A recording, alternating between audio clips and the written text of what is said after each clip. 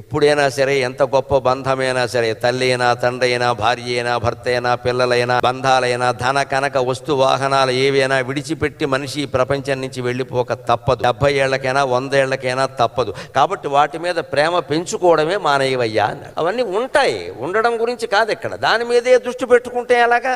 వదిలే, ఆ విషయాన్ని వదిలే. పెట్టుకునే ఆభరణం ఏదో పెట్టుకో. ఇంక అస్తమాను దానికేసి కంకణం కంకణం అంటే మనకంటే ముందు ఎవడో చూస్తాడు, పట్టుకుపోతాడు. ఊరికే చూస్తున్నాడు ఈయన దీనికేసి. నువ్వు దాన్ని చూడకుండా ఉంటే దాని మీద దృష్టి ఉండదు. ఎందుకు ఆ భయం ఎలాగో పోతుంది కదా.